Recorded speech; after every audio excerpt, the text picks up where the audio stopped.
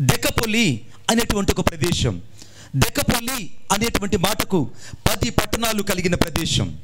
10 పట్టణాలు కలిగిన ప్రదేశం. ఆ ప్రదేశంలోకి ఏ ఒక్క వ్యక్తులు కూడా వెళ్ళలేరు. ఎందుకంటే అది భయంకరమైనటువంటి, అనగా సమరయులు, విశేషముగా ఆ యొక్క గిర్గాషీయులు నివసించేటువంటి, గెరాసలు నివసించేటువంటి ప్రదేశం. ఆ ప్రదేశంలోకి ఏ మనుషుడు కూడా వెళ్ళడానికి ఇష్టపడలేదు. అప్పటి వరకు యూదులు అనబడిన వాళ్ళు ఎవరు కూడా ఆ ప్రాంతం వైపు వెళ్ళలేదు. ఎవరు కూడా ఆ ప్రాంతం వైపు వెళ్ళలేదు. కానీ ఒక రోజున ఆ ప్రాంతం వైపు నజరేయుడైన యేసుక్రీస్తు ప్రభువారు అడుగు పెట్టి లోపలికి ప్రవేశించాడు. కొట్టండి చప్పట్లు గట్టిగా. అడుగు పెట్టి ప్రవేశించారు. యేసుక్రీస్తు ప్రభు ఈ రాత్రి ఎవరి జీవితాలు అయితే అడుగు పెడతాడో, ఎవరి జీవితాలు అయితే నిలబెడతారో, ఎవరి జీవితాలు అయితే సంచరిస్తారో వారి జీవితాల్లో అద్భుతాలు జరుగుతాయి. వారి జీవితాల్లో విడుదల జరుగుతుంది. వారి జీవితాల్లో దేవుని యొక్క ప్రత్యక్షత కలుగుతుంది. ఆ ప్రదేశం అంతా భయంకరమైనటువంటి చీకటి. ఆ ప్రదేశంలోంచి ఒక నల్లటి ఆకారం కలిగిన ఒక వ్యక్తి యేసుక్రీస్తు ప్రభుకి ఎదురుగా వస్తున్నాడు. వాడిని చూడగానే అందరూ భయపడుతున్నారు. అదిగో ఒక భయంకరమైన రూపం వస్తుంది. అది వికృతమైన రూపం. ఎప్పటిదాకా ఏ మనుషుడు కూడా మనుషుడు చూడలేదు. ఆ మనుషుడు చూసిన వాళ్ళందరూ భయపడిపోతున్నారు. వాడిని చూసిన వాళ్ళందరూ, అయ్యో ఏంటి మనుషుడు ఇంత భయంకరంగా ఉన్నాడు, వీడు ఎక్కడి నుంచి వచ్చాడని ఆ యొక్క దయ్యం పట్టిన వాడు ఆ ప్రాంతం వైపు నడుచుకొని వస్తుంటే వాడిని చూసి అందరూ భయపడిపోతున్నారు. అప్పటికే ఆ ప్రాంతంలో ఉన్న ప్రజలందరూ వాడిని చూసి వికృతంగా అడుగుతున్నారు, అయ్యో వీడు గెరాసన దేశంలో ఉన్న దయ్యం పట్టిన వాడు, ఈ దయ్యం పట్టిన వాడు మనుషుల మధ్యలో లేడు, సమాధులలో ఉన్నాడు. వాడు వస్తూ ఉంటే ఆ ప్రాంతం అంతా భయపడిపోయింది.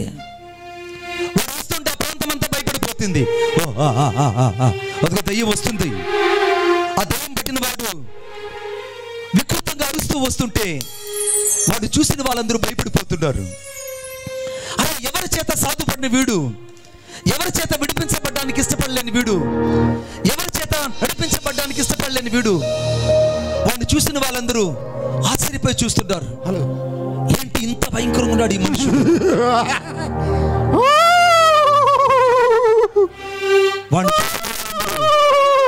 అదిగో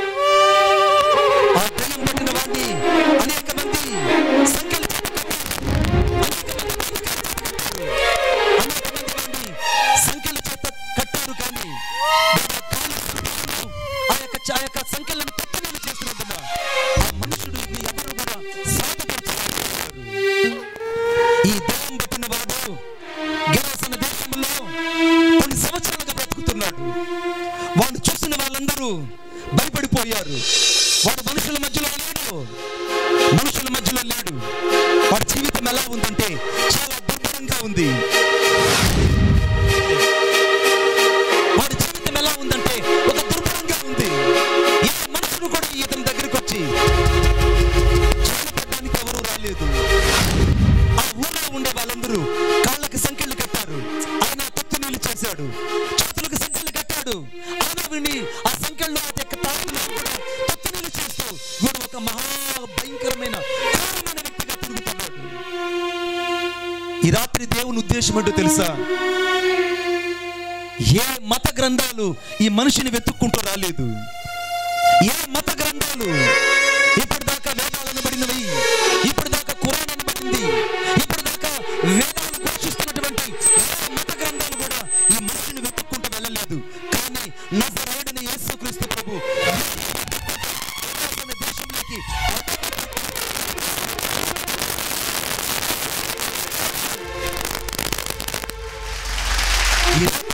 ఉద్దేశం అంటే తెలుసా? వీడిని వెతుక్కుంటూ వచ్చినట్టే ఈ రాత్రి దేవుడు బంధించబడిన వారిని వెతుక్కుంటూ వచ్చాడు. ఈ రాత్రి కట్టల్లో ఉన్న వారిని వెతుక్కుంటూ వచ్చాడు. ఈ రాత్రి అనేకమైనటువంటి దురాత్మ సంబంధమైన చీకటి శక్తుల చేత బంధించబడిన వారిని వచ్చాడు.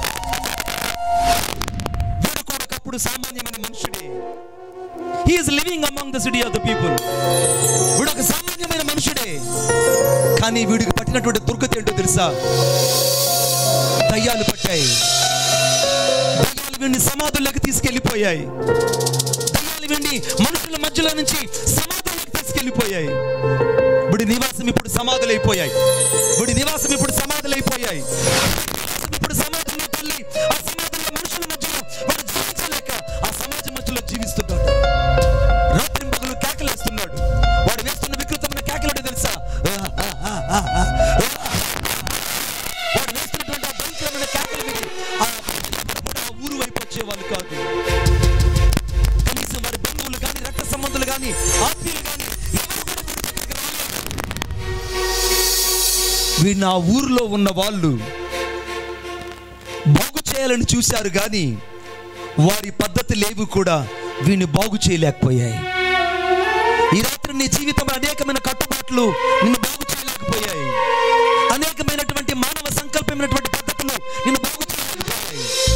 మానవ సంబంధమైన ఉద్దేశాలు నిన్ను బాగు చేయలేకపోయాయి.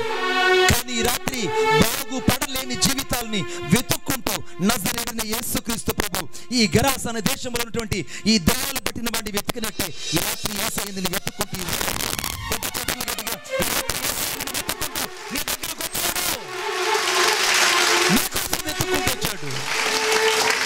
నిన్ను బాగు చేయాలని, మనిషిగా చేయాలని.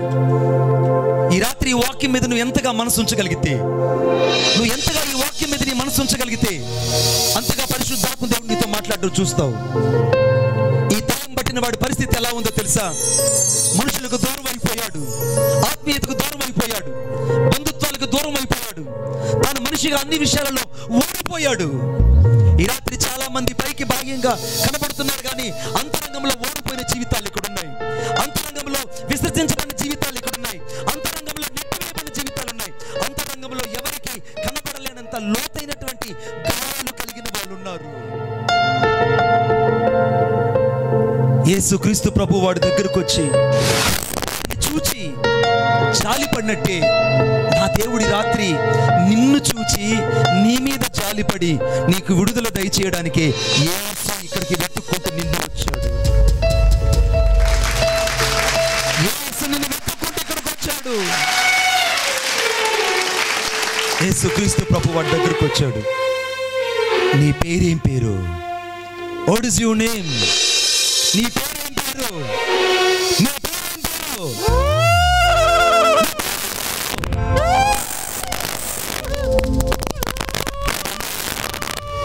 నా పేరు సేన. నా పేరు సేన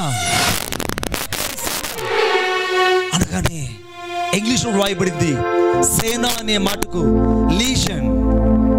లీజన్ అనే మాటకు అర్థం ఏంటంటే మేము అనేకమైన దయ్యాలు.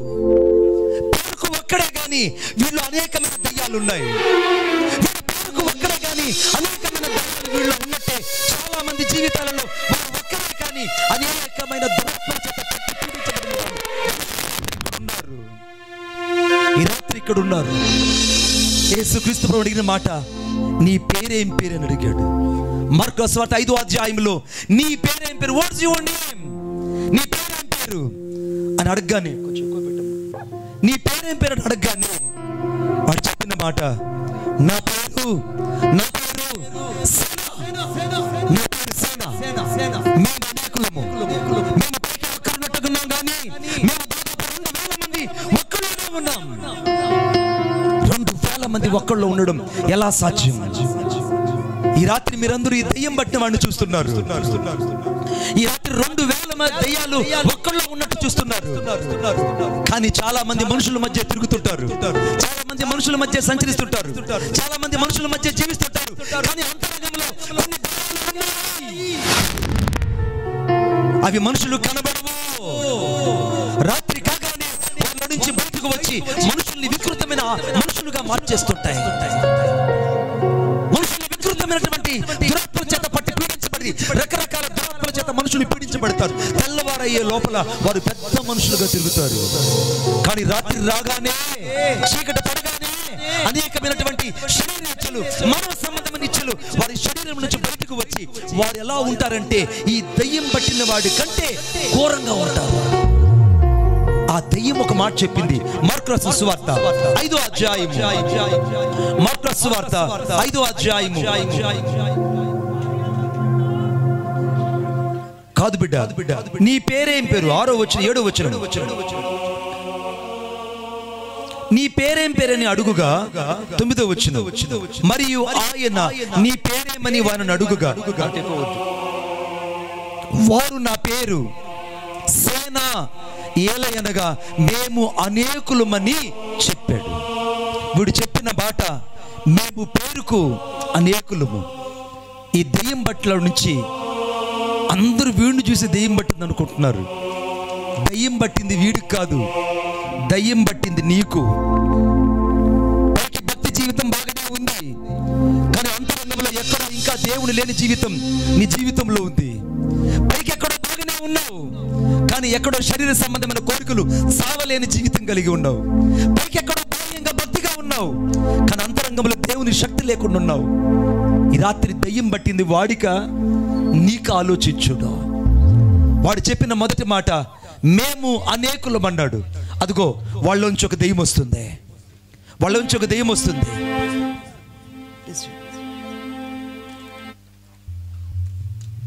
వాడి పేరు సెల్ ఫోన్ దెయ్యం. ఈ మనుషులకు పట్టింది నేటి రోజుల్లో ఏం పట్టిందంటే సెల్ ఫోన్ దెయ్యాలు పట్టాయి. మనుషులకు పట్టింది సెల్ ఫోన్ దెయ్యం. వీడికి సెల్ ఫోన్ దెయ్యం పట్టింది. ఒకప్పుడు దేవుని వాక్యం వినే వీడు సంఘానికి వచ్చి దేవుని మందిరంలో వాక్యం వినేవాడికి పట్టింది. ఎప్పుడు చెప్పండి, దెయ్యం పట్టింది వాడిక నీక? నిద్ర లేస్తే సెల్ ఫోన్, భార్య భర్తలకు మధ్య సంబంధం లేదు, పిల్లలకి తల్లిదండ్రుల మధ్య సంబంధం లేదు, చివరకు సంఘానికి సేవకుల మధ్య సంబంధం లేదు, చివరకు పరిశుద్ధతకు నీతికి మధ్య సంబంధం లేదు. అందుకే రోమియోలు రాసిన పత్రిక 8వ అధ్యాయం 5వ వచనం రాయబడింది. రోమియోలు రాసిన పత్రిక 8వ అధ్యాయం 5వ వచనం, శరీరానుసారులు శరీర విషయాల మీద మనసు ఉంచెదరు, ఆత్మానుసారులు ఆత్మ విషయాల మీద మనసు ఉంచెదరు అని రాయబడింది. ఈ రాత్రి శరీరానుసారుడు శరీర సంబంధమైన వాటి మీద మనసు ఉంచుతాడు, ఆత్మానుసారుడు ఆత్మ సంబంధమైన వాటి మీద మనసు ఉంచుతాడు. వీడికి నిద్ర లేస్తే సెల్ ఫోన్ దయ్యం, వీడికి నిద్ర లేస్తే సెల్ ఫోన్ దయ్యం. వీడికి కడుపుకు తిండున్నా లేకపోయినా పర్వాలేదు, కానీ వీడికి సెల్ ఫోన్ ఉండాలి. వీడు బైబిల్ పట్టుకొని చాలా కాలమైంది, కానీ వీడి చేతుల్లో సెల్ ఫోన్ వినట్లేదు. రాత్రిపూట అసహ్యమైన వాటిని చూస్తూ, అసహ్యమైనటువంటి పనులు చేస్తూ, అసహ్యమైనటువంటి వాటితో సహజీవనం చేస్తూ పరిశుద్ధతను పాడు చేసుకుంటుంది. దయ్యం పట్టింది వాడిక నీక? దయ్యం పట్టింది వాడిక నీక? మనుషులకు దయ్యాలు పట్టాయి, కానీ అంతరంగంలో విడుదల లేని జీవితాలు ఈ రాత్రి ఇక్కడ ఉన్నాయి. ఆ రోజుల్లో వేకువజామున లేస్తానే పరిశుద్ధ గ్రంథం తీసి చదివేవాళ్ళు. ఈ రోజు వేకువజామున లేచిన వెంటనే సెల్ ఫోన్ తీసుకొని ఒకసారి సెల్ ఫోన్ చూస్తున్నారు.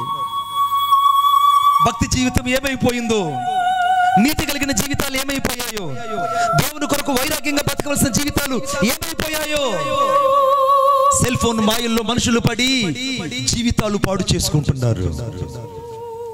ఈ రాత్రి ఇక్కడ కూర్చున్న ప్రతి ఒక్కరికి ఇదొక పాఠం. ఈ రాత్రి నేనేదో మిమ్మల్ని మభ్య పెట్టడానికి ఇక్కడ రాలేదు. I have to show you to the greatness of the God. నేను యేసుక్రీస్తు ప్రభు యొక్క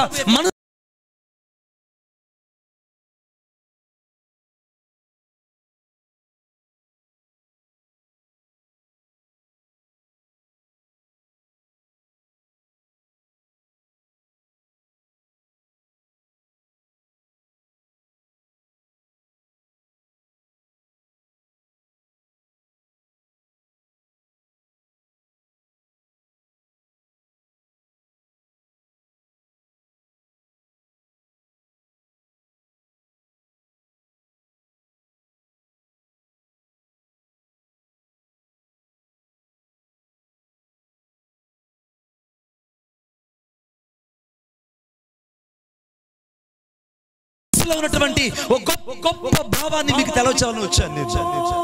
అదేంటో తెలుసా? ఆ దయ్యం పట్టినవాడు, ఈ సెల్ ఫోన్ దయ్యం పట్టినవాడు మన మధ్యలోనే తిరుగుతున్నాడు. వాడికి అమ్మా నాన్న ఏం చెప్పినా వాడికి బుర్రకెక్కదు, వాడికి చదువు మీద ధ్యాస ఉండదు. ఎన్ని సబ్జెక్టులు ఫెయిల్ అయిపోతున్నా వాడు సెల్ ఫోన్ వదిలిపెట్టాడు. అమ్మాయిలతో మాట్లాడుకుంటుంటాడు, అమ్మాయిలతో SMS పెడుతుంటాడు, అమ్మాయిలతో తిరుగుతుంటాడు. కూడా సెల్ ఫోనే వాడి జీవితం. లేదా ఈ రాత్రి ఇక్కడ ఇటువంటి వాళ్ళు, నాకు సెల్ ఫోన్ అలవాట్లేదు మణిబాబు గారు అని చెప్పేవాళ్ళు ఎవరైనా ఉన్నారా? నీ జీవితంలో గంటకి నిమిషానికి లేదా 5 నిమిషాలు నేను నీకు సమయం ఇస్తా. I have to give to the only 5 minutes to you. 5 నిమిషాల లోపల నువ్వు సెల్ ఫోన్ పట్టుకోకపోతే నీకు సెల్ ఫోన్ రోగం లేదని అర్థం. 10 నిమిషాల లోపల సెల్ ఫోన్ పట్టుకోలేదంటే నీకు సెల్ ఫోన్ రోగం లేదని అర్థం. 15 నిమిషాల లోపల సెల్ ఫోన్ పట్టుకోలేదంటే నీకు సెల్ ఫోన్ రోగం లేదని అర్థం. ఒకవేళ 15 నిమిషాల లోపలే నీ సెల్ ఫోన్ నువ్వు ఎత్తుక్కున్నావంటే నువ్వు సెల్ ఫోన్ వ్యామోహంలో ఉన్నావని అర్థం. సాతానుడు ఎందుకు ఈ ఆండ్రాయిడ్ సెల్ ఫోన్ తెచ్చి ఇచ్చాడో తెలుసా? మనుషుడు విచ్చలవిడిగా పాపములకు అలవాటు పడిపోయాడు. వాక్యమైన దేవుణ్ణి విస్మరిస్తున్నాడు మనుషులు. వాక్యమైన సత్యాన్ని విస్మరించి సత్యం వైపు తమ జీవితాన్ని అప్పగించుకోకుండా, దేవుని యొక్క శక్తికి జీవితాన్ని అప్పగించుకోకుండా పైపైన రుచిమైన వాటి కొరకు బతుకుతూ యవనస్తులు పాడైపోతున్నారు. రాత్రి నా 2 చేతులు దండం పెట్టి చెప్తున్నా యవనస్తులకి, ఒకవేళ నాకు సమయమే ఉంటే నేను మీ దగ్గరకు వచ్చి బ్రతిమలాడి చెప్పాలనిపిస్తుంది.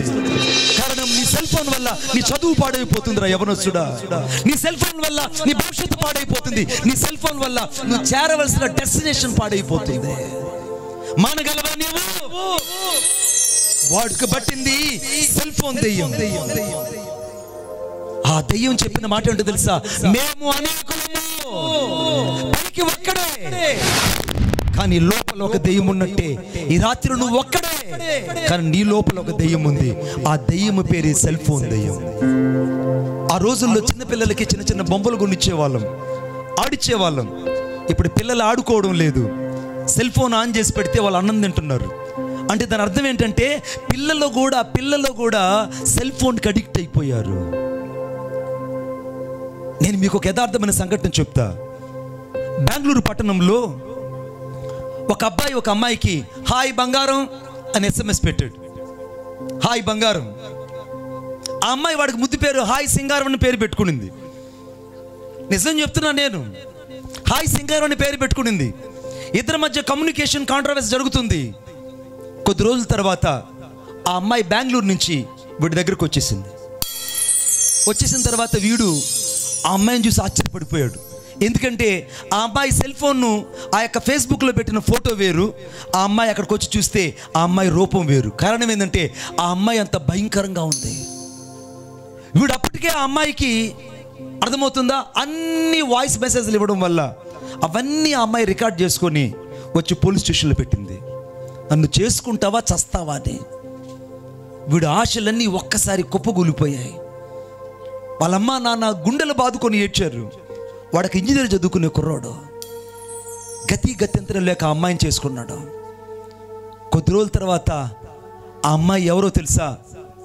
ఓ భయంకరమైనటువంటి రక్తము దాగే పిచాచి కంటే ఘోరముగా ఉన్నటువంటి స్త్రీగా కనపడింది. ఏ వ్యక్తినైతే ప్రేమించారని చెప్పిందో ఆ వ్యక్తిని చంపేసి రాత్రికి రాత్రే వెళ్ళిపోయింది. మళ్ళీ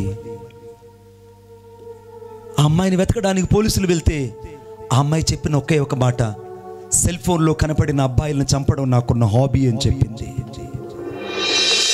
సెల్ ఫోన్లో కనబడుతున్న అబ్బాయిలను చంపడం నా హాబీ అని. ఈ రాత్రి యవనస్తురాలా, దేవునికి భయపడుతున్న నీవు, దేవుని చిత్తానికి లోపడుతున్న నీవు, దేవుని స్వరాన్ని వింటున్న నీవు, దేవునికి అప్పగించుకున్న నీవు, నీకెందుకు ఈ లోక సంబంధమైన వాటివి? ఈ దయ్యం చేతిలోంచి విడిపించబడితే నీ బ్రతుకు బాగుపడుతుంది. ఈ దయ్యం చేతుల నుంచి బయటకు వస్తే నీ పిల్లలు బాగుపడతారు. ఈ దయ్యం చేత బయటకు వస్తే నీ భర్త బాగుపడతాడు. ఈ దయ్యం చేతుల నుంచి బయటకు వస్తే నీ కుటుంబం బాగుపడుతుంది. అప్పుడు గమనించారా? పాస్టర్ గారు చర్చిలో వాక్యం చెప్తుంటాడు, సెల్ ఫోన్ చూస్తూ ఉంటారు కొంతమంది.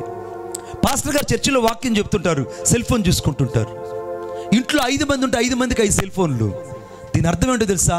పాపము అంత విచ్చలవిడిగా మనుషుల్లోకి వెళ్ళిపోయిందంటే. అందుకే యేసు ప్రభు అన్నాడు, మీరు నీ పేరేం పేరు అనంటే వాడు చెప్పిన పేరు మేము అనేకులము. వీళ్ళలో నుంచి ఒక దురాత్మ వచ్చింది, ఇంకొక దురాత్మ వస్తుంది, అదిగో ఇంకొకటి వస్తుంది, దాని పేరు వ్యభిచారపు దెయ్యము. వీడి పేరు వ్యభిచారపు దెయ్యము. ఈ వ్యభిచారపు దెయ్యం ఎవరో తెలుసా? మనుషుల మధ్యలో తిరుగుతుంది. ఇది చివరకు సువార్తికులు పట్టుకుంది, సేవకులు పట్టుకుంది, చివరకు పల్లాని వారిని కూడా పట్టింది. కుటుంబాలు పాడైపోవడానికి కారణం ఈ వ్యభిచారపు దెయ్యము. ఈ వ్యభిచారపు దెయ్యము చేతులు పడిన వాడు ఇంతవరకు బయటకు రాలేదు. సంసోను బలవంతుడే. న్యాయాధిపతుల కాలంలో 40 సంవత్సరాలు రాజరికంగా పరిపాలన చేసినటువంటి వ్యక్తి ఒక డెలీలా చేతిలో పడ్డాడు. ఎంత బలవంతుడైనా బలహీనుడై ఆఖరికి కనుగుడ్లు పీకబడి గానుగును దున్నుకుంటూ, గానుగు చాటున ఆ గోధుమలు దుల్లుగొట్టుకుంటూ ఆఖరికి బానిసగా బతికాడు. కారణం వ్యభిచారపు దెయ్యం. వ్యభిచారపు దెయ్యం. ఈ దెయ్యము చేతిలో ఎంత ఈజీగా మనుషులు పడిపోతారంటే అంత ఈజీగా పడిపోతారు. దీనికి కావాల్సింది సౌందర్యం.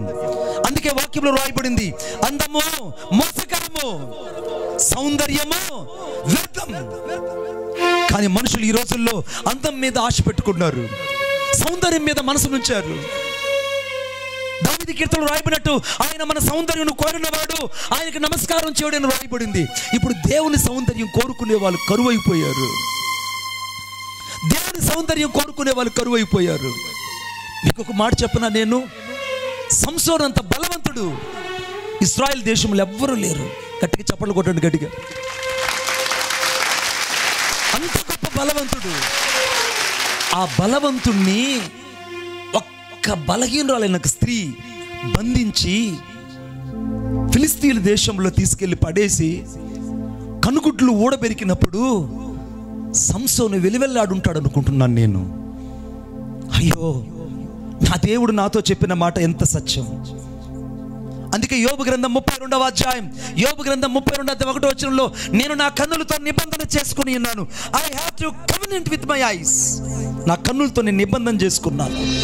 నేను పరస్త్రీని ఎలాగూ చూచుదనని యోబు నిబంధన చేసుకున్నట్టు ఈ రాత్రి ఎంతమంది ఇక్కడ నిబంధన చేసుకుని దేవుని దగ్గరకు వచ్చారు? ఎంతమందికి అటువంటి నిబంధన కలిగిన జీవితం ఉంది? ఇంకా మానని కన్నులు, మానని చెడ్డ చూపులు, మానని చెడ్డ స్వభావాలు అంతరంగంలో ఉన్నాయి కనుకనే నువ్వు పాపాన్ని జయించలేకపోతున్నావు. ఇంకా పైన పాపంలోనే జీవిస్తూ పైకి పరిశుద్ధులుకుంటూ ఇంకా వ్యభిచారపు దెయ్యపు చేతుల నుంచి విడిపించబడని జీవితాలు ఈ రాత్రి చాలా ఉన్నాయి. ఎక్కడ ఉన్నాయి? ఎందుకు ఈ మనుషుల్ని దెయ్యం పట్టిందంటే ఈ మనుషులు అందానికి, సౌందర్యానికి లోబడ్డారు. ఈ రాత్రి యేసుక్రీస్తు ప్రభువుని నమ్మిన నీవు, యేసుక్రీస్తు ప్రభు కొరకు జీవిస్తానని చెప్పిన నువ్వు సౌందర్యం మీద ఆశ పెట్టుకున్నావు, లోకం మీద ఆశ పెట్టుకున్నావు, లోకపు యొక్క నటన మీద ఆశ పెట్టుకున్నావు. చివరకు వాక్యమైన దేవుణ్ణి పక్కకు పెట్టి నీ శరీర కోరికలను ఎక్కువగా ఎంచుకొని ఈ దయ్యము చేతుల్లో పడి నలిగిపోయే వాళ్ళు ఈ రాత్రి చాలా మంది ఇక్కడ ఉన్నారు.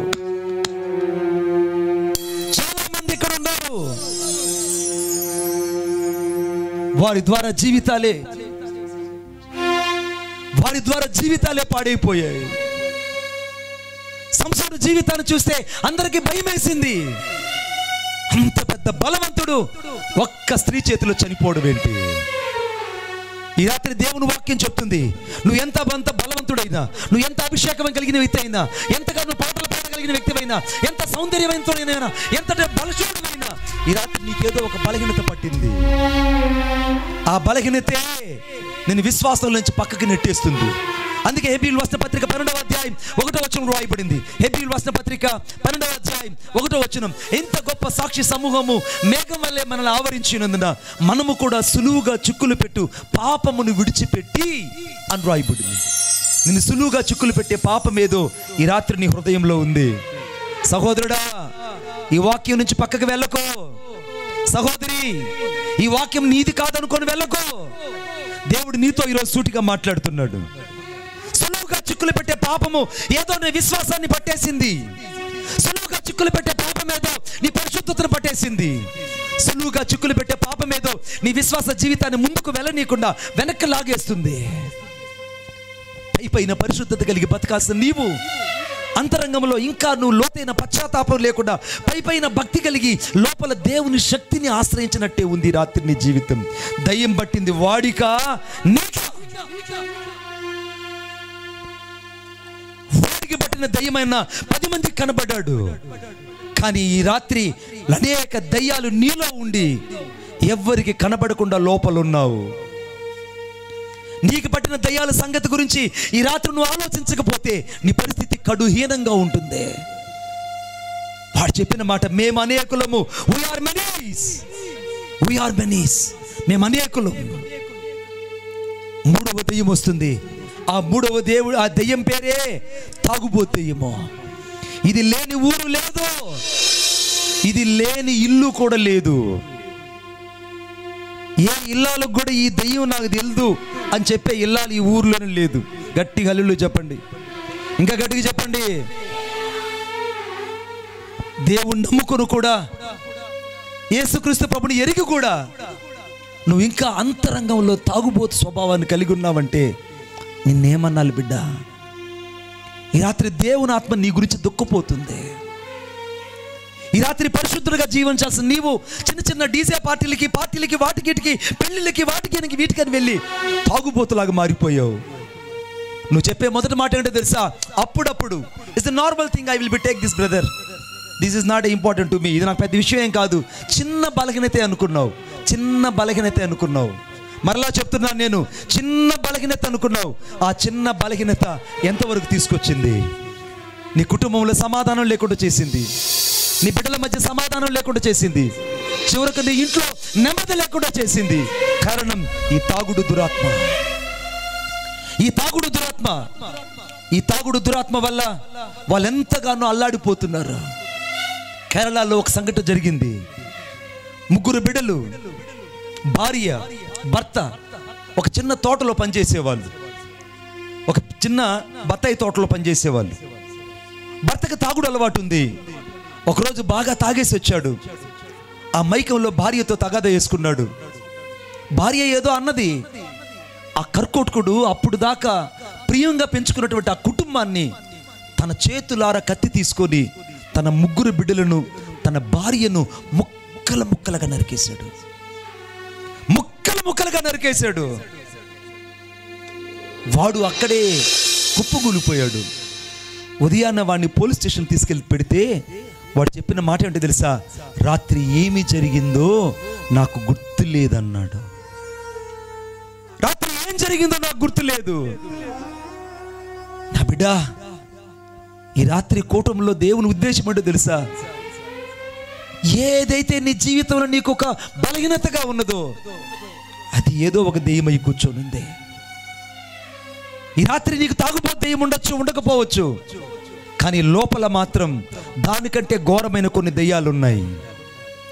పైకి బాగా కనబడుతున్నంత మంచిగా నువ్వు లోపల లేవు. పైకి ఆత్మ సంబంధమైన విషయాల మీద భక్తి, నీ లోపల అంతరంగంలో భక్తి లేదు. ఆ దయ్యం పట్టిన వాడు చెప్పిన సంగతి ఏంటో తెలుసా? ఈ దయ్యానికి బానిసైన వాడు కుటుంబాన్ని పాడు చేసుకుంటాడు. ఈ దయ్యానికి బానిసైన వాడు బిడ్డలు పోగొట్టుకుంటాడు. ఈ దయ్యానికి బానిసైన వాడు చివరకు భార్య భర్తల మధ్య అసమాధానమై విడాకుల వరకు వచ్చి చుట్టుకొకరు పుట్టుకొకరు మారిపోతారండి. ఇప్పుడు ఆలోచించండి, దయ్యం పట్టింది వాడికా నీకా? దయ్యాల ఉన్నది వాడిలోనా నేనా? వాడు చెప్పిన మాట, మేము అనేకులము, మేము ఒక్కరం కాదు. పైకి ఒక్కరిలాగే ఉన్నాం కానీ మేము అనేకులమై ఉన్నాం. మేము పైకి ఒక్కరిలాగే ఉన్నాం కానీ మేము అనేకులం. మేమందరం వీళ్ళలో నుంచి బయటకు వచ్చిన వాళ్ళమే. ఈ రాత్రి నీలో నుంచి ఎన్ని వచ్చాయో ఆలోచించు. ఏ దయ్యం నిన్ను పట్టిందో, ఏ దయ్యం చేత నువ్వు పీడించబడుతున్నావో, ఏ బలహీనత చేత ఇంకా నువ్వు బంధించబడి బాగున్నానని చెప్పుకొని లోపల బంధించబడి విడుదల లేకుండా ఈ రాత్రి నువ్వు ఎంతగా వేదన పడుతున్నావో యేసుకు తెలుసు. అందుకే యేసుక్రీస్తు ప్రభు నిన్ను వెతుక్కుంటూ ఈ ఊరు వచ్చాడు. ఒప్పుకుందో గట్టిగా చెప్పకూడదు, వేసే గట్టిగా, ఇంకా గట్టిగా, నిన్ను వెతుక్కుంటూ యేసుక్రీస్తు ప్రభు వచ్చాడు. నిన్ను వెతుక్కుంటూ వచ్చాడు నీ బతుకును మార్చడానికి, నీ జీవితాన్ని మార్చడానికి. నీ జీవితాన్ని మార్చడానికి వచ్చాడు. వీడి పేరు దొంగతనపు దెయ్యమీడు. ఇప్పుడు ఈ దొంగతనపు దెయ్యము సంఘాల్లో జొరబడింది. దొంగతనపు దెయ్యం సంఘాలు ఎందుకు జొరబడిందంటే సంఘాలకి దొంగతనపు దెయ్యాలు వచ్చాయి, విశ్వాసులకి దొంగతనపు దెయ్యాలు పట్టాయి. వారి దేవునికి దశంభాగం ఇవ్వరు, దేవునికి కానుక ఇవ్వరు, దేవుని కోసం రోషముగా ఇవ్వవలసిన అర్పణలు ఇవ్వరు. కారణం వారికి దొంగతనపు దెయ్యము చేత పట్టినది.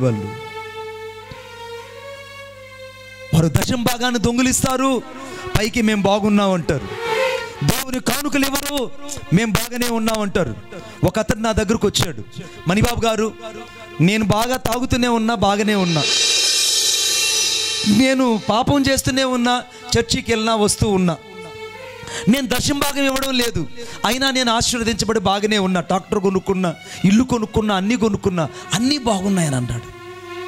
నేను అన్నాను ఒక మాట, బిడ్డా ఈరోజు నువ్వు బాగుండొచ్చు, సహోదరుడు ఈరోజు నువ్వు మంచిగా ఉండొచ్చు, ఈరోజు అన్ని విషయాలు నువ్వు వర్ధిల్లుతుండొచ్చు, కానీ వాని క్రియల చొప్పున ప్రతి వానికి సిద్ధపరిచిన జీతము నా యేసయ్య ఒకరోజు నీకు ఇస్తాడు. కొట్టు చప్పట్లు గట్టిగా, నా యేసయ్య నీకు ఇచ్చే రోజు ఒకటి వస్తుంది, నా యేసయ్య నీకు ఇచ్చే రోజు ఒకటి వస్తుంది. నీకు సిద్ధపరిచిన జీతం ఏందో తెలుసా? దేవుని ధనాన్ని దేవునికి ఇవ్వకుండా నీవు దేవుణ్ణి మోసం చేయడం, దేవునికి ఇవ్వాల్సిన దశంభాగం కూడా ఇవ్వడం లేదు, దేవుని సంఘములు ఇవ్వాల్సిన కానుక ఇవ్వడం లేదు, దేవునికి అర్పణ ఇవ్వాల్సినటువంటి ప్రతి అర్పణను దొంగిలిస్తూ దేవుని యొక్క రాజ్యాన్ని నిర్మించాల్సిన నీవు దేవుని రాజ్యాన్ని పాడు చేస్తున్నావు. ఈ దొంగతనపు దెయ్యము పట్టింది విశ్వాసులను. వాళ్ళు ఏమంటారో తెలుసా? మణిబాబు గారు సిలువ మీద ఉండే దొంగ ఏ చర్చికి వెళ్ళాడండి బాబోయ్? సిలువ మీద ఉండే దొంగ ఏ చర్చికి వెళ్ళాడు? సిలువ మీద ఉన్న దొంగ ఏ చర్చికి వెళ్ళి ఎక్కడ దశంభాగం ఇచ్చాడు? మరి సిలువ మీద ఉన్న దొంగ పరదేశకి వెళ్ళలేదా అని అంటే నేను చెప్తాను, వాడు సిలువ మీద ఉండే దొంగ, నువ్వు భూమి మీద ఉండే దొంగరా బాబు. నువ్వు భూమి మీద ఉండే దొంగవు. దేవుని ధనాన్ని దొంగిలిస్తావు, దేవుని రాజ్యానికి ఆటంకంగా ఉంటావు, దేవుని చిత్తాన్ని చేయవు, దేవుని స్వభావాన్ని అర్థం చేసుకోవు. ఈ దొంగతనపు దెయ్యము చేతిలో విశ్వాసులు పడ్డారు. దశమ భాగం ఇవ్వనివాడు ఈ దెయ్యం చేత పీడించబడిన వాడే, దేవుని కానుకని ఇవ్వనివాడు దేవుని యొక్క దెయ్యం చేత పీడించబడిన వాడే, ఇంకా దేవునికి ఇవ్వవలసిన అర్పణలు ఇవ్వనివాడు ఇంకా ఈ దెయ్యం చేతిలో ఉన్నవాడే.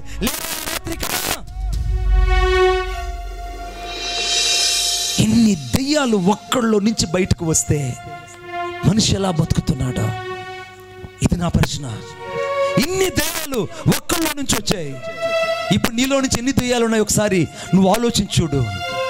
ఏ దెయ్యం నీలో నుంచి బయటకు వచ్చి రాత్రిపూట నిన్ను కామకపు లక్షణాల చేత పాడు చేస్తుందో, ఏ దెయ్యం నిన్ను బయటకు వచ్చి అనేకమైన తుచ్చమైన కోరికల చేత రేపించబడి పరిశుద్ధతను పాడు చేస్తుందో, ఏ దెయ్యం నీలో నుంచి వచ్చి దేవునికి వ్యతిరేకంగా పాపం చేస్తుందో, అది వేడుకున్నాడట. అతను దేవుని సన్నిధిలో ప్రార్థించాడట. ఏమని ప్రార్థించాడంటే, నన్ను బాధపరచుకో, డోంట్ టర్మెంట్ టు మీ, నన్ను బాధపరచొద్దయ్యా, నన్ను బాధపరచొద్దు, నన్ను బాధపరచొద్దు సర్వోన్నత దేవుని కుమారుడా, నాతో నీకేం పని? What you do to me lord, నాతో నీకేం పని? నన్ను బాధపరచుకోమని నిన్ను వేడుకొనుచున్నానని వాడు మొదటిసారి యేసుక్రీస్తు ప్రభుని వేడుకున్నాడు. ఆమేన్ చెప్పండి గట్టిగా. మీ బైబిల్లో ఉందా ఆ మాట? చూడండి ఒకసారి. లూకా సువార్త 8వ అధ్యాయము అనగా 28వ వచనములో, నన్ను బాధపరచుకోమని నిన్ను వేడుకొనుచున్నాను అని కేకలు వేసి చెప్పాడు. వాడు వేసిన మొదటి ప్రార్థన, వాడు చేసిన దెయ్యం బట్టిన వాడు చేసిన మొదటి ప్రార్థన ఏంటంటే, నన్ను బాధపరచొద్దు అన్నాడు. మీకు ఒక మాట నేను గుర్తు చేస్తాను. దయ్యానికి అర్థమైందండి యేసు సర్వోన్నతుడైన దేవుని కుమారుడని. యేసు సర్వోన్నతుడైన దేవుని కుమారుడని ఈ దయ్యం బట్టిన వాడికి అర్థమైంది. చాలా మందికి అర్థం కావట్లేదు యేసుక్రీస్తు ప్రభు దేవుని కుమారుడని. చాలా మందికి అర్థం కావట్లేదు. నేను కూడా ఒకప్పుడు నీకులాగానే ఉన్నవాడిని. నాకు యేసుక్రీస్తు ప్రభు వారంటే తెలియదు. నిద్ర లేచిన వెంటనే అంబస్య నారే భువన్నస్య నకస్య నహావృష్టి నహోతో నహియాన్ సర్వేశ్వరం సర్వశహం ఏషం సర్వేశం ఏషం సర్వస్య యశోంతర్యా మేషాయేని ఓం శ్రీ మృదమజయాయ నమః. ఇంత నిష్ట కలిగిన వ్యక్తిని నేను. నాకు యేసుక్రీస్తు ప్రభు అంటే తెలియదు. నేను ఎప్పుడు కూడా యేసు ప్రభు వారి గురించి వినలేదు. మా తాతలు ముత్తాతలు మా పూర్వీకులందరూ కూడా 3 కోట్ల మంది దేవుళ్ళు కలిగి ఉన్నారు. మాకెంత గొప్ప దేవుడు గురించి మాకు చెప్పేవాళ్ళు కూడా ఎవరు లేరు. ఒకవేళ చెప్పినా వినడానికి మేము సాహసించలేదు. మతము కులం అడ్డొచ్చింది, మనుషులు ఏర్పరచుకున్న కట్టాలు ఆ యొక్క అన్నీ మాకు అడ్డొచ్చాయి. కానీ నా జీవితాన్ని ఒక అనాది సంకల్పంలో జగత్తు పునాది వేయబడక మునిపే ఒక ప్రేమ కలిగిన దేవుని హస్తము వెతుక్కుంటూ వచ్చినట్టే ఈ రాత్రి చాలా మందిని దేవుని ప్రేమ వెతుకుతుంది. ఇక్కడ కొట్టు చప్పట్లు గట్టిగా, చాలా మందిని దేవుని ప్రేమ వెతుకుతుంది. కొంతమంది అరుగుల మీద కూర్చొని వాక్యం వింటున్నారు, కొంతమంది చప్టాల మీద కూర్చొని వాక్యం వింటున్నారు, మరి కొంతమంది ఇళ్ల ముందు నిలబడి వాక్యం వింటున్నారు, మరి కొంతమంది డాబాల మీద కూర్చొని నిలబడి వాక్యం వింటున్నారు. నువ్వు ఎక్కడ నిలబడి కూర్చొని వాక్యం వింటున్నావు? యేసే విమోచకుడు. అందుకే యోహాను సువార్త 14:6 రాయబడింది, నేనే మార్గము, నేనే జీవము, నేనే సత్యమునై ఉన్నాను, నా ద్వారా తప్ప నా తండ్రి యొద్దకు ఎవరూ రాలేదు. బిడ్డ, ఈ సమయంలో మార్గం ఏంటి లేదు, ఉన్నదకే ఒక మార్గం. ఆ మార్గమే సర్వోన్నతుడైన దేవుని కుమారుడే రక్షకుడు ఈ లోకానికి. కొట్టు చప్పట్లు గట్టిగా, సర్వోన్నతుడైన దేవుని కుమారుడే రక్షకుడు. ఆ దయ్యం పట్టిన వాడు చేసిన మొదటి ప్రార్థన ఏంటంటే, సర్వోన్నతుడైన దేవుని కుమారుడా, నాతో నీకేం పని, నన్ను బాధపరచుకోమని నిన్ను వేడుకొనుచున్నాను, నాతో నీకేమి? ఈ రాత్రి దేవునికి నీతోనే పని ఉంది. నీవనుకుంటున్నావు నాతో నీకేం పని అని. వీడన్నట్టే నువ్వు అంటున్నావు ఈరోజు, నాతో నీకేం పని అయ్యా, నేను ఇలాగనే ఉంటానయ్యా, ఇన్ని దయ్యాలు నాలో ఉన్నట్టే నేను ఉంటానయ్యా. ఇన్ని దయ్యాలు వీడి చుట్టూ ఉన్నట్టే నీ చుట్టూ ఈ రోజు తిరుగుతున్నాయి. అనేక దయ్యాలు నీతో ఉన్నాయి, అనేక దురాత్మలు పట్టినటువంటి జీవితం నీలో ఉంది. రకరకాల బలహీనతలు నీ చుట్టూ పెట్టుకొని ఈ రాత్రి నువ్వు దేవుణ్ణి అక్కర్లేదని ఇక్కడి నుంచి వెళ్ళిపోతే నిన్ను రక్షించే వాళ్ళు ఎవరు ఉండరు. ఈ రాత్రి ఈ కూటమి యొక్క ముఖ్య ఉద్దేశం ఏంటో తెలుసా? ఎందుకో తెలుసా? నాతో నీకేం పని అని ఆ దెయ్యం పట్టిన వాడు అన్నట్టే ఈ రాత్రి నువ్వు అంటూ ఉండొచ్చు. కానీ నా దేవుడు నీతోనే పని బిడ్డ, నిన్ను రక్షించడానికే, నీ కట్లు తెంచేయడానికే, నీ బలహీనతల నుంచి విడిపించడానికే, నీకు పట్టిన దురాత్మల్లో నుంచి నిన్ను బయటకు తీసుకొచ్చి ఈ రాత్రి నిన్ను స్వతంత్రుని చేసి తిరిగి మళ్ళా మనిషిగా ఈ సమాజం నిలబెట్టడానికి యేసు ఇక్కడ నిన్ను వెతుక్కుంటూ వచ్చాడు. కొట్టు చప్పట్లు గట్టిగా, యేసు నిన్ను వెతుక్కుంటూ వచ్చాడు. కొట్టు చప్పట్లు, యేసు నిన్ను వెతుక్కుంటూ వచ్చాడు.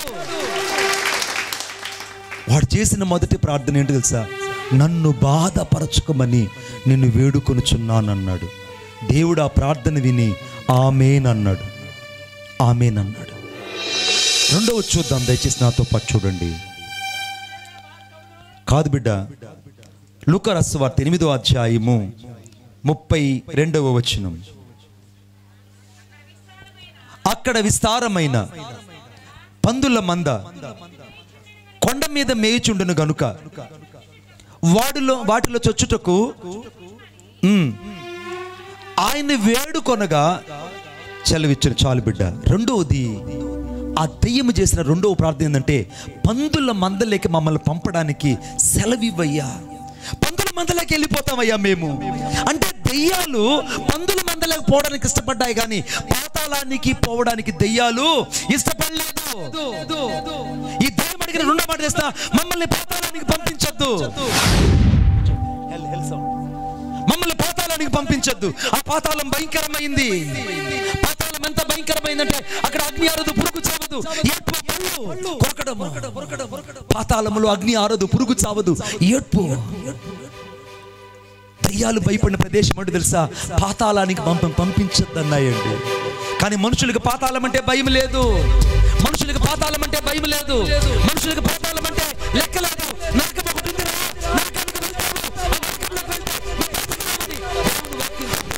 మనుషులు పట్టి పట్టట్టున్నారు, మనుషులు పట్టి పట్టట్టున్నారు. కానీ ఈ దయ్యము రెండవసారి చేసిన ప్రార్థన అంటే తెలుసా? మమ్ములను పాతాళానికి పంపవద్దని నిన్ను వేడుకొనుచున్నాము.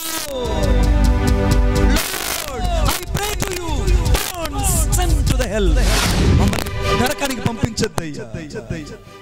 దయ్యాలు భయపడుతున్నాయండి పాతాళం అంటే, దయ్యాలు భయపడుతున్నాయి పాతాళం అంటే. ఈ రాత్రి మనిషికి అనుకుంటున్నాడు తక్కడో బిక్కడో అని, మనిషి అనుకుంటున్నాడు గాలే తూలని, మనిషి అనుకుంటున్నాడు ఈ తాత్కాలికమైన జీవితం అని. కానీ కాదు, చచ్చిన తరువాత నిజమైన ఆట నీ జీవితంలో ప్రారంభమవుతుంది. చచ్చిన తర్వాత నువ్వు వెళ్ళే ప్రదేశాలు రెండే ఉంటాయి, ఒకటి పరలోకమా, రెండు నరకమా. ఈ రాత్రి వాక్యం విని కూడా నాకు అక్కర్లేదు యేసు ప్రభు అనుకుంటే నువ్వు వెళ్ళేది నరకానికే. నువ్వు ఇంకా రక్షించబడి బాప్తిసం తీసుకోకపోతే నువ్వు వెళ్ళేది నరకానికే. ఇంకా నీ జీవితాన్ని పరిపూర్ణంగా యేసయ్యకి ఇవ్వకపోతే, ఇంకా నువ్వు మారు మనసు పొందకుండా, ఇంకా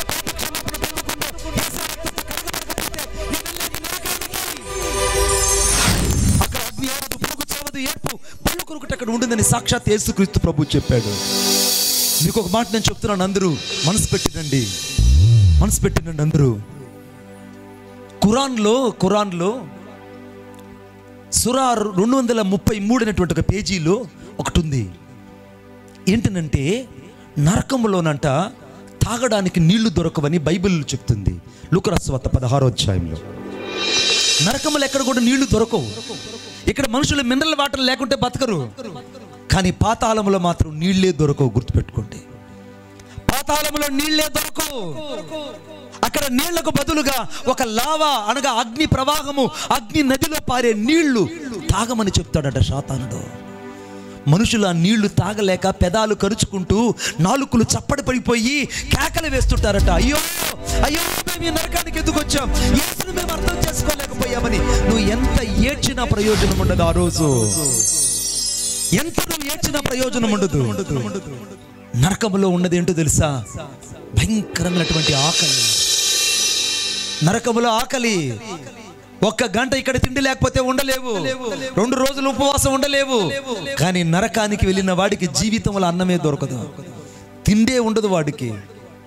నరకములో ఒకే ఒక పండు దొరుకుతుందంట. ఆ పండు పేరు జక్కూమ్. మీరు రాసుకోండి అందరూ, జక్కూమ్. జక్కూమ్ అనేటువంటి ఒక పండు నరకములో దొరుకుతుంది. ఆ దురాత్మ లేదా దయ్యాలు ఆ పళ్ళను తెచ్చి మనుషులకు ఇస్తాయంట. మనుషులు ఆకలికి తట్టుకోలేక ఆ పండ్లను తిన్న కొద్దిసేపటికి కడుపులో నుంచి పేగులు స్వస్థచిత్తుడయ్యి యేసయ్య దగ్గర కూర్చోన్నాడు. కొట్టు చప్పట్లు గట్టి. ఇప్పుడు ఈ లోకం అనే పందులు ఏం చేస్తున్నారు? పందులు మేపోలు ఏం చేస్తున్నారంటే, అరే ఈడు నిన్నటి దాకా మన్నూరులో దెయ్యాల మధ్యలో నివసించేవాడు బట్టలు కట్టుకున్నాడు ఏంట్రా, నిన్నటి దాకా ఈడు తాగి తందనాలు ఆడేవాడు ఇప్పుడు మనిషిగా బతుకుతున్నాడు ఏంట్రా, ఇప్పుడు దాకా బజార్ మనిషిలాగా బతుకుతున్నా ఈ జీవితం ఇప్పుడు 10 మందికి నీతులు చెప్పే జీవితం ఎలా అయిందిరా అని లోకము నిన్ను ఈరోజు 10 మంది మాట్లాడినా నా యేసు నిన్ను పవిత్రపరిచాడు కనుక ఎవరు నన్ను అడ్డగించలేరు. కొట్టు చప్పట్లు గట్టిగా, ఎవరు నిన్ను అడ్డగించలేరు. 4వ ప్రార్థన వాళ్ళు చేసింది, మా ప్రాంతాన్ని వదిలిపెట్టి పొమ్మని నిన్ను వేడుకొనుచున్నాను.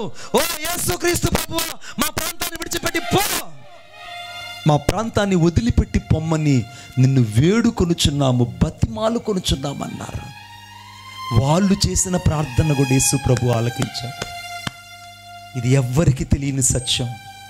మీకు ఒక బాధాకరమైన మాట చెప్పనా? వాళ్ళు కోరుకున్నట్టే యేసుక్రీస్తు ప్రభు మరి ఎన్నడూ కూడా గెరాసన దేశంలోకి మళ్ళీ వెళ్ళలేదు. కొట్టు చెప్పట్లు. ఒక్కసారి కూడా యేసు ప్రభు మళ్ళీ వెళ్ళలేదు. తన జీవిత కాలంలో 33.5 సంవత్సరం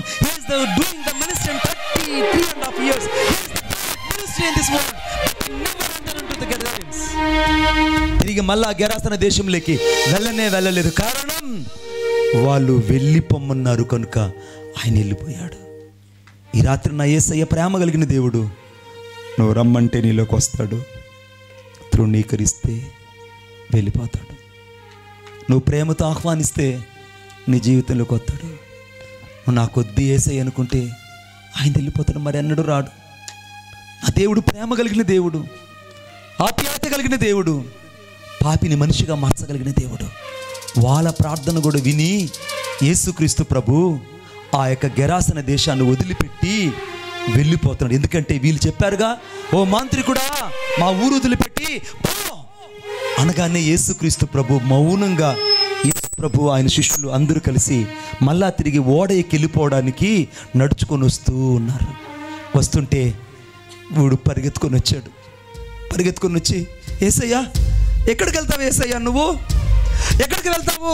నేను నీతో పాటు వచ్చేస్తా యేసయ్యా, నీతో పాటు వచ్చేస్తాను యేసయ్యా, నేను నీతో పాటు తిరుగుతాను ఏసయ్యా, నీ శిష్యులలో నేను ఒకటిగా ఉంటాను ఏసయ్యా, నీ శిష్యులలో నేను ఒకటిగా ఉంటాను ఏసయ్యా, నన్ను నీతో పాటు ఉంచుకో ఏసయ్యా అని వీడు యేసుక్రీస్తు ప్రభు దగ్గరకు వచ్చి బతిమాలుకుంటున్నాడు. గట్టిగా, ఇంకా గట్టిగా. 5వ ప్రార్థన, బైబిల్లో 5వ ప్రార్థన, మార్కు సువార్త 5వ అధ్యాయం 18వ వచనం. ఆయన దోణి ఎక్కినప్పుడు దోణి పట్టినవాడు ఆయన యొద్ద తనను ఉండనిమ్మని ఆయన్ని బతిమాలుకొన్నాడు. చాలండి. ఏమన్నాడు వాడు? ఏమన్నాడు? బతిమాలుకున్నాడు. వీడు కూడా ఒక ప్రార్థన చేశాడు. ఎన్నో ప్రార్థనలు ఇప్పుడు ఇది? 5వ ప్రార్థన. ఎన్నో ప్రార్థన చెప్పండి? 5వ ప్రార్థన. 5వ ప్రార్థన చేశాడు. ఏమని? Lord, and don't leave me. I am always in follow with you, Lord. I never will leave you because you are my God.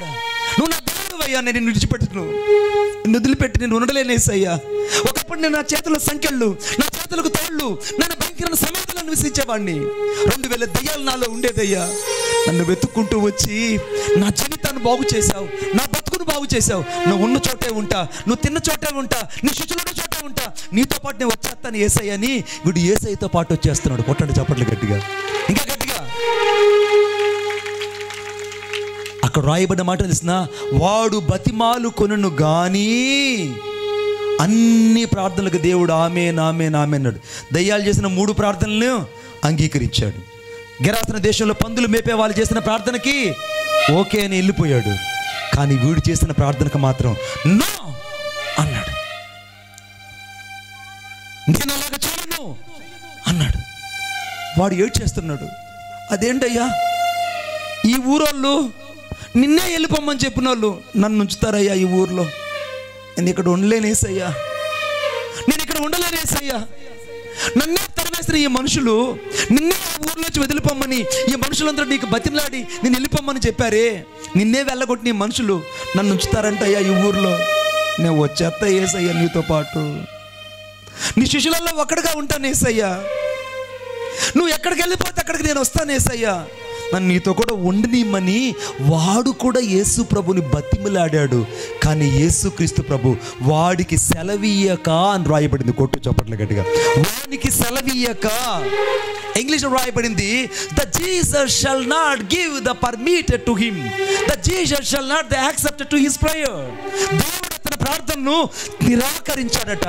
ఆ ప్రార్థన వినలేదట. ఎందుకు వినలేదు? ₹1,00,00,000 ప్రశ్న. నేను ముగింపులోకి వచ్చాను.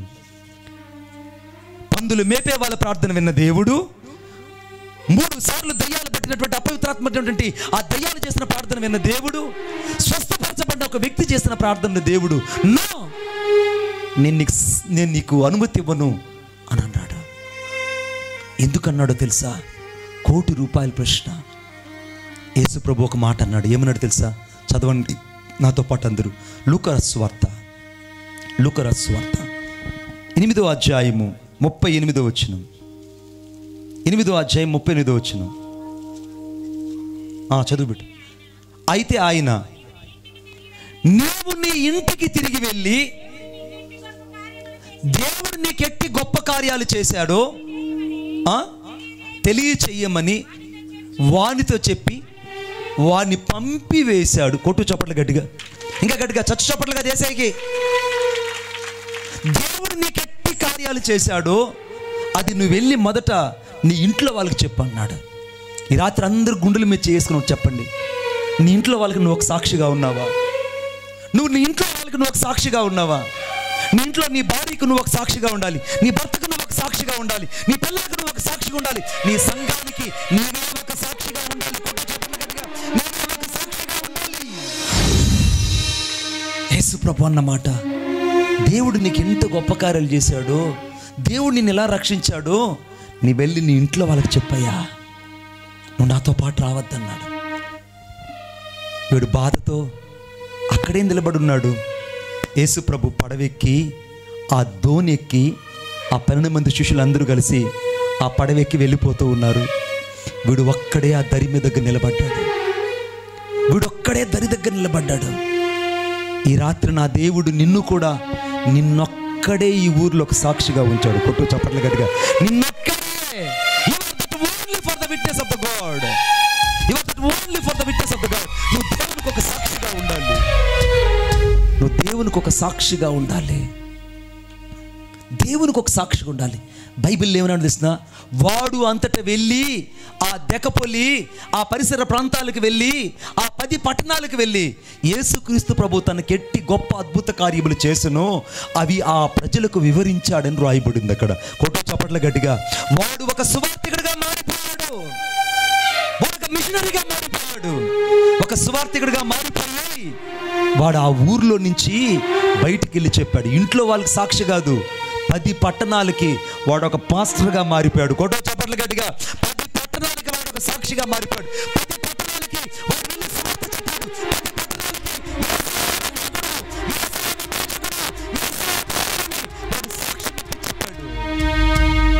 ఆ ఊర్లో ఉండే వాళ్ళందరూ ఆశ్చర్యపోయారు. యేసు ప్రభు వెళ్ళని ఆ 10 పట్టణాలకి వీడొక్కడు వెళ్ళి సువార్త చెప్పాడే. యేసయ్య నిన్ను బాగు చేశాడు కదూ, యేసయ్య నిన్ను ఒక సాక్షిగా పెట్టాడు కదూ, యేసయ్య నిన్ను ఒక మనిషిగా బతికించాడు కదూ. నువ్వు ఎన్ని ప్రాంతాలకు సాక్షిగా ఉన్నావు? ఈ ప్రశ్నకు జవాబు చెప్పి ఇక్కడి నుంచి వెళ్ళాలి. నువ్వు ఎన్ని కుటుంబాలకు సాక్షిగా ఉన్నావు? ఎంతమందిని యేసు ప్రభు ఎద్దుకు నడిపించావు?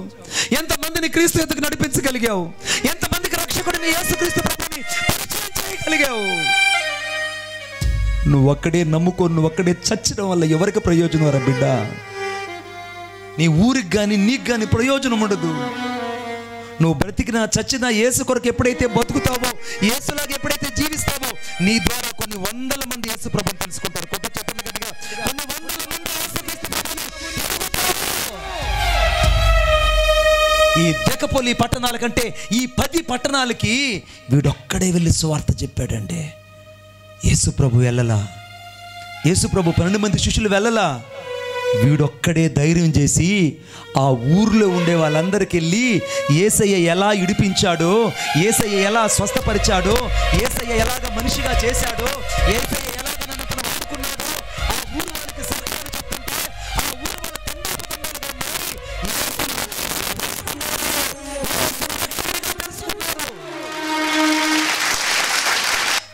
యోహాను సువార్త 4వ అధ్యాయంలో సమరయ స్త్రీ ద్వారా ఏ రీతికైతే ఆ సమరయ పట్టణం అంతా కదిలి యేసు ప్రభు దగ్గరకు వచ్చిందో, ఆ గెరాసన దేశంలో ఆ దెకపోలి 10 పట్టణాలలో ఉన్న ప్రజలు వీడొక్కడు ద్వారా సువార్త విని ఆ పట్టణాలలో ఉన్న వాళ్ళు ప్రభువుని నమ్ముకున్నారండి. కొట్టు చప్పట్లు గట్టిగా, ఇంకా గట్టిగా. నిన్ను చూసి ఎంతమంది నమ్ముకున్నారు? నిన్ను చూసి ఎంతమంది నమ్మారు? ఈరోజు నీ సాక్ష్యం బాగలేకపోతే సాక్ష్యం కట్టుకో. ఇంకా నా పాపంలో ఉంటే నీ పాపంలో ఒప్పుకొని యేసు రక్తంతో కడుగుతాడు. ఇంకా పైన నులివెచ్చని జీవితం, ఇంకా భక్తిహీనత కలిగి ఉంటే, ఇంకా లోపల అంతరంగంలో శక్తి లేకపోతే ఈ రాత్రి నీ చాలనటువంటి జీవితాన్ని కాస్త సరి చేసుకో. బతికితే యేసు ప్రభుకు బతుకో, నామకార్థంగా బతుక్కో, నామకార్థంగా బతుక్కో. వాడు ఈరోజు ఒక సవాల్ చేస్తున్నాడు మనందరితో. ఈ దేకనకొండ ప్రాంతంలో నిలబడి సవాలు చేస్తున్నాడు. ఆ గెరాసన దేశంలో దెయ్యాల చేత విడిపించబడ్డ వ్యక్తి, నేను మా ఊర్లో యేసయ్య చేత విడిపించబడ్డాను, 10 ఊర్లకు సాక్షిగా ఉన్నాను. మీరు ఎన్ని ఊర్లకు సాక్షులుగా ఉన్నారు? ఎన్ని గ్రామాలకు సాక్షులుగా ఉన్నారు? ఎన్ని పట్టణాలకు సాక్షులుగా ఉన్నారు? ఎన్ని కుటుంబాలకు సాక్షిగా ఉన్నారు? అసలు సాక్ష్యమే నీకు లేకపోతే సాక్షి అయిన దేవుడు నీ ద్వారా ఎలా కనబడతాడయ్యా? ఈ రాత్రి యేసయ్య నిన్ను ప్రేమిస్తున్నాడు కనుకునే ఈ గెరాసనల దేశంలోంచి నీతో మాట్లాడాలనుకున్నాడు. నా ఉద్దేశం, మీరు మొదట అనుకుంటారు రంగులు చూపించాడు, దయ్యాలు చూపించాడని. నా ఉద్దేశం దయ్యాలు చూపించాలని కాదు, దయ్యాల చేతిలోంచి రాత్రి మనుషులు విడిపించబడి దేవునికి సాక్షులుగా బతకాలని, మనుషులు దేవునికి సాక్షులుగా బతకాలని, మనుషుల జీవితాలు మార్చబడాలని అందరూ లేచి నిలబడదాం.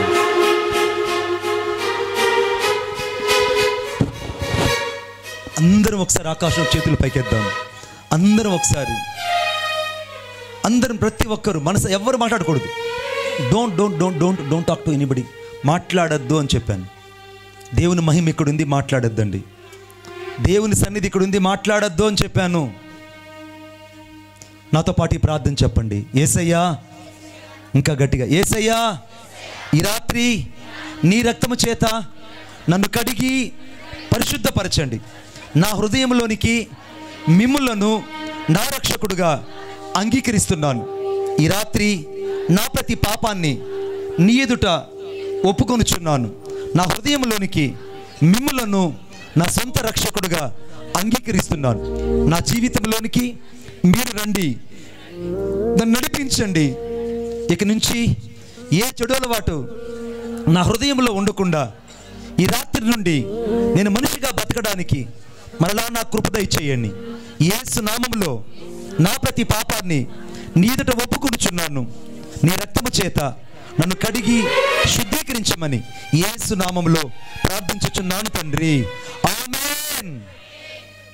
మీకు ఎక్కడ అనారోగ్యం ఉందో అక్కడ మీ కుడి హస్తాన్ని ఉంచండి. ఎక్కడ మీకు అనారోగ్యం ఉందో, ఎక్కడ which is the place you have the sum the pain in your heart, ఎక్కడ మీకు అనారోగ్యం ఉందో అక్కడ మీ కుడి హస్తాన్ని ఉంచండి. నేను మీకోసం ప్రార్థన చేస్తాను. పిల్లలు లేని వాళ్ళు మీ పొట్ట మీద చేయి పెట్టుకోండి. ఉద్యోగం లేని బిడ్డలు మీ తల మీద చేయి పెట్టుకోండి. ప్రేమగల మా తండ్రి, నీకు వందనాలు చెల్లిస్తున్నాను. నజరేయుడైన యేసుక్రీస్తు నామములో ప్రార్థన చేస్తున్నాను. ఈ రాత్రి ప్రభా గర్భఫలము లేని బిడ్డల కోసం ప్రార్థిస్తున్నాను. యేసుక్రీస్తు నామములో వచ్చే ఏటని బిడ్డలకు గర్భఫలము దయచేయబడును గాక. సంతతి కలిగిన ఇల్లాలుగా ఉండును గాక. బిడ్డల సంతతి కలిగిన తల్లిగా ఉండును గాక. చక్కనైన కుమారుడు కుమార్తె వారి వంశమును గాక. ఉద్యోగం లేని బిడ్డల కోసం ప్రార్థిస్తున్నాను. ఉద్యోగం లేని బిడ్డల కోసం ప్రార్థిస్తున్నాను. ఉద్యోగం కొరకు ఎన్ని ఎగ్జామ్స్ రాసినా, ఎన్ని ఇంటర్వ్యూలకు వెళ్ళినా నీ బిడ్డలు ఫెయిల్ అవుతూ వచ్చారు. ఈ రాత్రి నేను ప్రత్యేకంగా ప్రార్థన చేస్తున్నాను. నీ బిడ్డలకు కృప విస్తరించబడి ఉన్నతమైన ఉద్యోగాలు నీ బిడ్డలకు దయచేయబడును గాక.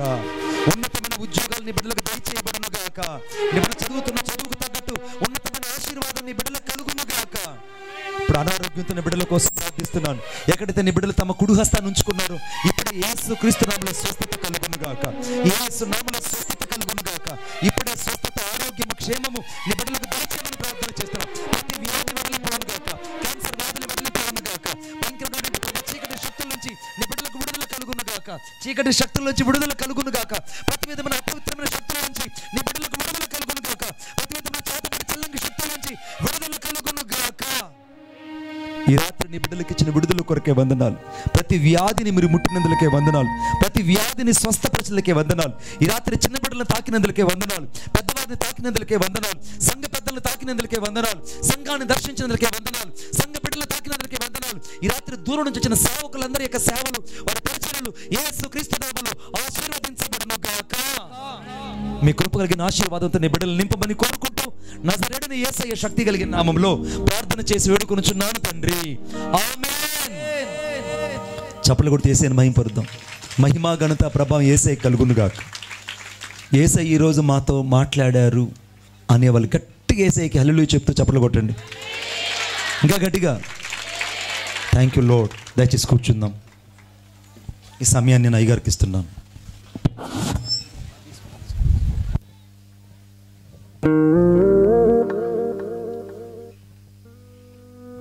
మాటలు లేవుక. మాటలు ఉన్నాయంటారా? లేవు కదా.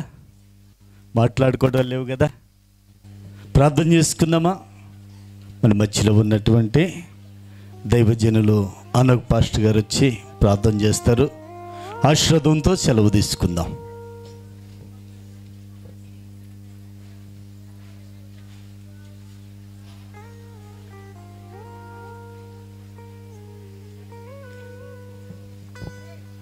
దేవునికి స్తోత్రాలు చెల్లిద్దాం. హల్లెలూయా.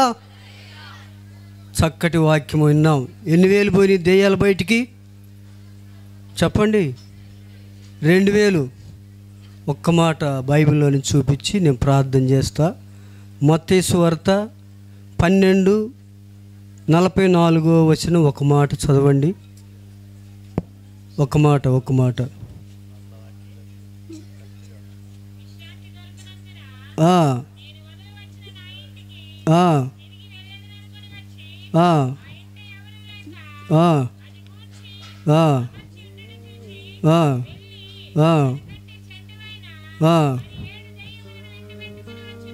అది బాప్తీసం తీసుకుంటాం, బల్లలో చేయి వేస్తాం, మళ్ళా మనం యథాప్రకారం ఉంటాం. కాబట్టి 7 దెయ్యాలు వచ్చి మళ్ళా పడే ప్రమాదం ఉంది. జాగ్రత్తగా బ్రతుకుదాం. ప్రార్థన చేసుకుందాం. ప్రేమ కలిగిన తండ్రి, కృప కలిగిన దేవుడా, పరిశుద్ధుడా, మీకు వందనాలు. చక్కటి వర్తమానం మాకు ఇచ్చారు ప్రభా. వందనాలు. ఎవరు నశించి అగ్నిగుండానికి వెళ్ళటానికి ఇష్టం లేదని చెప్పిన ప్రభా, మీకు స్తోత్రాలు చెల్లిస్తున్నాం. గ్రామాన్ని మీరు దర్శించండి ప్రభా. గ్రామంలో ఉన్న ప్రతి కుటుంబాన్ని మీరు దీవించండి ప్రభా. ఇదిగో నాయన, గత రాత్రి అయా మీకు మహింకరంగా కూటం జరిపించారు. అందుని బట్టి వందనాలు. ఇదిగో తండ్రి, మధ్యాహ్న కాల సమయంలో మీకు భయంకరంగా అయా తండ్రి ప్రభువా వాక్యాన్ని అందించారు. వందనాలు. రాత్రికాల సమయంలో ప్రభువా చక్కటి వర్తమానం మాకు ఇచ్చారు. అందుని బట్టి మీకు స్తోత్రాలు. రేపు కూడా నాయన తండ్రి మీ కాపుదల భద్రత ఉంచి వచ్చే దైవజనులను క్షేమకరంగా తీసుకురండి. ఇంతకంటే గొప్ప వాక్యం మాకు అందించమని సహాయం చేయమని, ప్రతి ఒక్కరిని మీరు దీవించమని సహాయం చేయమని అయా తండ్రి మీకు మహిమ చెల్లిస్తూ మీకే మహిమ ఘనత ప్రభావాలు ఆరోపిస్తూ యేసయ్య అతి పరిశుద్ధ నామములో స్తుతించి ప్రార్థించి అడిగి వేడుకుంటున్నాం తండ్రి. ఆమేన్. మంచిది. ఇప్పటికి ఎన్ని రోజులైంది? ఎన్ని కూడికలు అయిపోయాయి? ఇంకెన్ని ఉన్నాయి? 4? ఒకటేనా? 4లో 3 అయిపోతే ఎన్ని ఉంటాయి? ఇక ఒకటే కదా. మరి దానిని సంతోషంగా జరుపుకుందామా? సంతోషముగా ఆనందముగా దానిలో మనం అందరము పాల్పంపులు పొందామా? ఎన్ని గంటలకి చెప్పాలా? ఎన్ని గంటలకి? 10 గంటలకి మేము అందరము సిద్ధపడి వస్తామన్న చేతులు చెప్పండి. ఇష్టం లేదా? దేవుని అభిషేకము కావాలని ఆశ కలిగినటువంటి వారు మాత్రమే 10 గంటలకి సిద్ధపడి వస్తారు. చివరి ప్రార్థన ఆశీర్వాదంతో సెలవు తీసుకుందాం. ప్రార్థన చేసుకుందాం. మహాపరిశుద్ధుడా, జీవము కలిగిన మా దేవా, మీకు స్తోత్రములు తండ్రి. కృప కలిగిన మా యేసయ్య, మీకే వందనములు చెల్లిస్తూ ఉన్నాం తండ్రి. ఆలయ ప్రతిష్ట పండుగలలో తండ్రి, ఈ యొక్క మహాసభలలో తండ్రి, నేటికి 2వ దినములోనికి మమ్మల్ని ప్రవేశపెట్టి ఉన్నారు. 3వ సభలోనికి తండ్రి మమ్మల్ని నడిపించి ఉన్నారు. మీ ఆత్మాభిషేకముల చేత తండ్రి అయా మీ ప్రియబిడ్డలను నింపినందుకు వందనాలు చెల్లిస్తూ ఉన్నాం తండ్రి. తండ్రి మీ ఆత్మతో ముద్రించినటువంటి విధానమును బట్టి మీకు స్తోత్రములు. అభిషక్తులైనటువంటి దైవజనులను మా మధ్యలోనికి నడిపించినటువంటి విధానమును బట్టి మీకే స్తోత్రములు చెల్లిస్తూ, రేపు జరగనైనటువంటి తండ్రి చివరి కూడిక తండ్రి, చివరి రోజు అయా మీ నామానికి మహిమకరంగాను సంగమునకు దీవెనకరంగాను కూడి వస్తున్నటువంటి ప్రతి ఒక్కరికి ఆశీర్వాదకరముగా మీ నామానికి మహిమకరంగా జరిగించుకొనమని ప్రార్థిస్తూ ఉన్నాం తండ్రి. ఈ దైవ చర్యలను తండ్రి మీ ఆత్మతో ముద్రించి ఇంకను ప్రభువా నశించిపోతున్నటువంటి అనేక ఆత్మలు తండ్రి అనేక ప్రాంతములో ఉన్నాయి ప్రభువా. మీ దైవజనులను మీ చిత్తములో మీ ప్రణాళికలో యజమానుడి చేతి పాత్రగా తండ్రి అయా వాడుకుంటున్నటువంటి విధానమును బట్టి మీకు స్తోత్రములు. దానికి కావలసినటువంటి ఆరోగ్యమును, బలమును, శక్తిని మీరు దయచేయండి. వారి కుటుంబమును, వారి యొక్క సంతానమును తండ్రి మీరు దీవించండి, ఆశీర్వదించండి, ఫలింపు చేయమని ప్రార్థిస్తూ ఉన్నా. వారి యొక్క సంఘమును, వారి యొక్క పరిచర్యను తండ్రి దినదినము తండ్రి నూరంతలుగా ఫలించుటకు మీ కృపను అనుగ్రహించమని ప్రార్థిస్తూ ఉన్నాం తండ్రి. ప్రాముఖ్యంగా ఈ రాత్రికాల సమయంలో తండ్రి కూడి వచ్చినటువంటి ప్రతి ఒక్కరును పేరు పేరున మీరు దీవించండి, ఆశీర్వదించండి. విశేషమైనటువంటి నామములోనే ప్రతి ఒక్కరును దీవించి ఆశీర్వదించమని, ఇది నమ్మ రాలేకి వెనుకబడినటువంటి వారిని కూడా ప్రభా మీరు జ్ఞాపకం చేసుకునమని ప్రార్థిస్తూ, సమస్త మహిమ ఘనత ప్రభావములు మీకే చెల్లిస్తూ మా ప్రభువును మీ ప్రియకుమారుడైన నజరేయుడైన యేసుక్రీస్తు వారి నామములో ప్రార్థిస్తూ ఉన్నాము తండ్రి.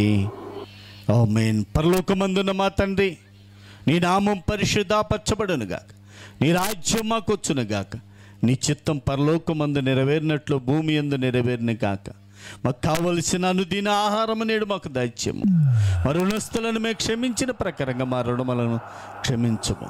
మమ్మల్ని శోధనలోకి తేక కీడు నుండి తప్పించమని, ఎందుచేతననగా రాజ్యము, బలము, మహిమ నిరంతరము నీవయ్యున్నావు తండ్రి. ఆమేన్. ఆశీర్వాదమును దైవజనులు ఇస్తారు.